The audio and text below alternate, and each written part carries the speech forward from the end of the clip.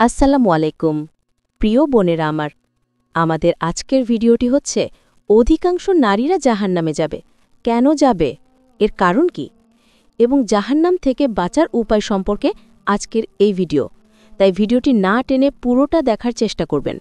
রাসূল ইরশাদ করেন, যেই নারী ৫ ওয়াক্ত নামাজ পড়বে এবং রমজানের রোজা রাখবে, স্বীয় গুপ্তস্থানকে হেফাজত করবে, পর্দা রক্ষা করে এবং ব্যভিচার থেকে বিরত থেকে আর স্বামীর আনুগত্য করবে, এমন নারীর জন্য জান্নাতের ৮টি দরজা খুলে দেয়া হবে, যে দরজা দিয়ে ইচ্ছামতো জান্নাতে প্রবেশ করতে পারবে। তিরমিজি ও তাবরানী।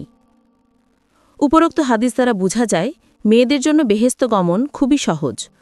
তবে অন্য এক হাদিসে বর্ণিত হয়েছে, আবু সাঈদ খুদরি রাদিয়াল্লাহু তাআলা আনহু বলেন, একবার ঈদুল ফিতরের দিন রাসূলুল্লাহ কারিমা সাল্লাল্লাহু আলাইহি ওয়াসাল্লাম ঈদগাহে গিয়ে উপস্থিত মহিলাদেরকে লক্ষ্য করে বললেন, হে নারী সম্প্রদায়, দান খয়রাত করো, কেননা আমাকে অবগত করানো হয়েছে দোজখের অধিকাংশ অধিবাসী তোমাদের নারী সম্প্রদায়েরই হবে।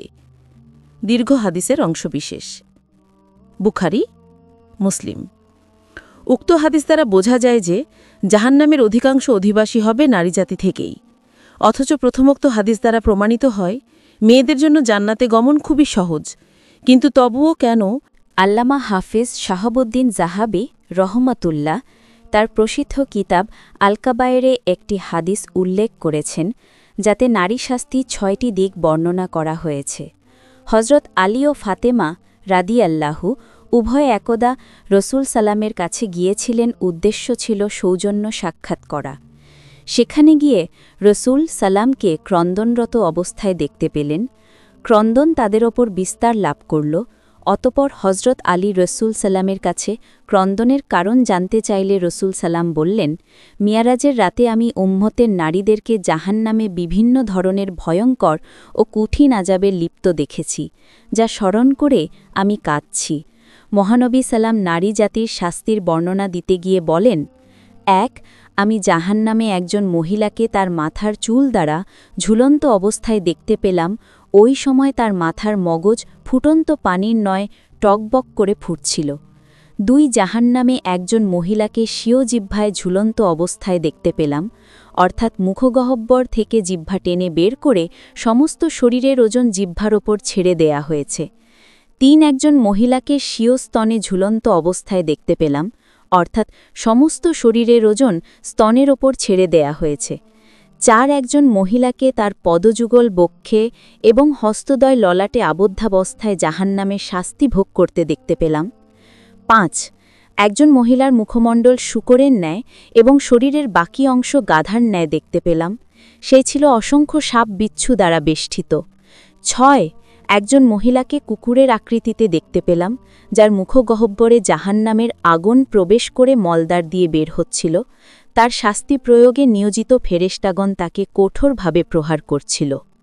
কুরআন শরীফে ইরশাদ হয়েছে, যারা হতভাগা তারা জাহান্নামে এ অবস্থায় থাকবে যে তারা গাধার ন্যায় চিৎকার করতে থাকবে। তারা সেখানে চিরকাল অবস্থান করবে। সূরা হুদ ১০৬।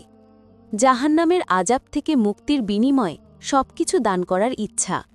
আল্লাহ তাআলা ইরশাদ করেন, যদি জালিম কাফের মুশরিকদের দুনিয়ার সব সম্পদ এবং তার সাথে এ পরিমাণ আরও সম্পদ থাকে, তাহলে তারা কিয়ামতের দিন ভয়াবহ আযাব থেকে মুক্তি পেতে সবকিছু দিয়ে দিতে চাবে।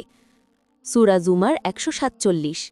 সূরা মারাজের এক আয়াতে রয়েছে, কিয়ামতের দিন অপরাধীরা আযাব থেকে মুক্তির জন্য নিজের স্ত্রী, পুত্র, কন্যা ও ভাইবোন সহ পরিবারের সবাইকে এবং দুনিয়ার সব সম্পত্তি দিয়ে হলেও বাঁচতে চাবে, কিন্তু সেদিন সেখানে কোনো মাল সম্পদ থাকবে না, আর কোনো কিছু মুক্তিপণ হিসেবেও গ্রহণ করা হবে না। যদি এমন হয়ও তবুও তা বিনিময় হিসেবে কখনো কবুল করা হবে না।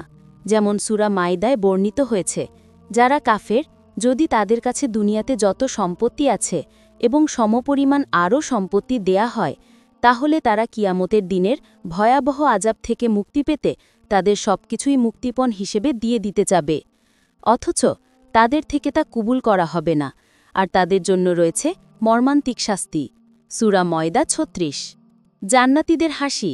কোরআন শরীফে ইরশাদ হয়েছে, জান্নাতীরা জাহান্নামীদের অবস্থা দেখে হাসতে থাকবে। সূরা মুতাফফিফিনে বলা হয়েছে, আজ ঈমানদাররা কাফেরদের নিয়ে তাদের অবস্থা দেখে হাসবে এবং পলঙ্কসমূহের ওপর বসে তাদের অবস্থা দেখতে থাকবে। মুতাফফিফিন ৩৪।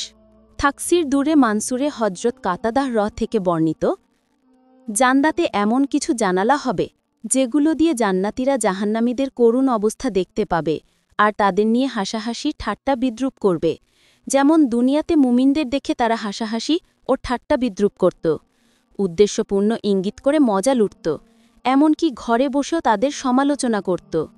আল্লাহ তাআলা বলেন, যারা সীমালঙ্ঘনকারী তারা ঈমানদারদের নিয়ে হাসত। মুতাফিফিন ২৯।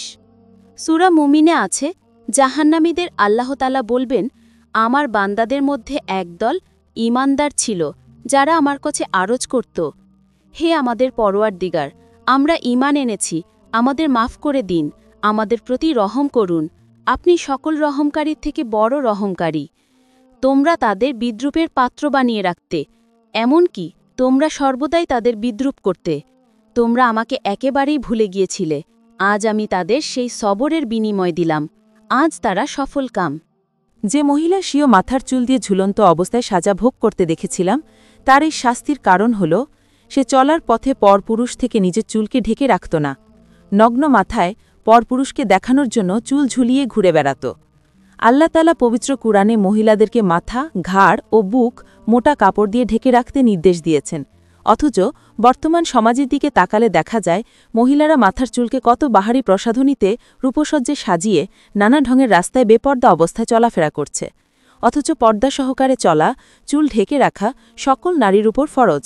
তাই সকল নারীদের উচিত তারা যেন কঠোরভাবে পর্দার হুকুম মেনে ঘরে বাইরে চলাফেরা করে নিজেদেরকে এই ভয়াবহ আযাব থেকে রক্ষা করে। অবৈধ সম্পর্ক হচ্ছে নারী স্বাস্থ্যের তৃতীয় কারণ। মহানবী সাল্লাল্লাহু আলাইহি ওয়াসাল্লাম যে মহিলাকে স্তনে ঝুলন্ত অবস্থায় দেখতে পেয়েছিলেন, তার কারণ বর্ণনা করতে গিয়ে বলেন, ওই নারী ছিল বিবাহিতা। সে বিবাহিতা হওয়ার সত্ত্বেও তার সম্পর্ক ছিল পরপুরুষের সাথে। আল্লাহ তাআলা পবিত্র কোরআনে লজ্জাস্থান হেফাজতকারী মহিলাকে জান্নাতি বলে ঘোষণা করেছেন। সূরা মুমিনুন ৫। অন্য আয়াতে জিনাকারী মহিলা এবং জেনার পরিবেশ সৃষ্টিকারিণী মহিলা সম্পর্কে কঠোর আযাব ও শাস্তির কথা ঘোষণা করেছেন। সূরা নূর ২। আজকের চলমান বিশ্বে নারী কেলেঙ্কারির নামে অনেক কিছুই ঘটে চলছে। স্বামীর অনুপস্থিতিতে দেওর ও অন্যের সাথে অসংকোচে আলাপ আলোচনার মাধ্যমে পর্যায়ক্রমে লজ্জাকে বিসর্জন দিয়ে আস্তে আস্তে অবৈধ সম্পর্কের দিকে অগ্রসর হয়। এগুলো লজ্জাহীনতার ফসল। পরনিন্দা ও মিথ্যা হচ্ছে নারী শাস্তির পঞ্চম কারণ। মুখাকৃতি শূকর এবং শরীরের বাকি অংশ গাধার ন্যায় রূপান্তরিত আর অসংখ্য সাপ বিচ্ছু বেষ্টিত অবস্থায় শাস্তি ভোগকারিণী মহিলার কারণ বর্ণনা করতে গিয়ে রাসূল বলেন, এ মহিলা পরনিন্দা ও মিথ্যা বলতে অভ্যস্ত ছিল।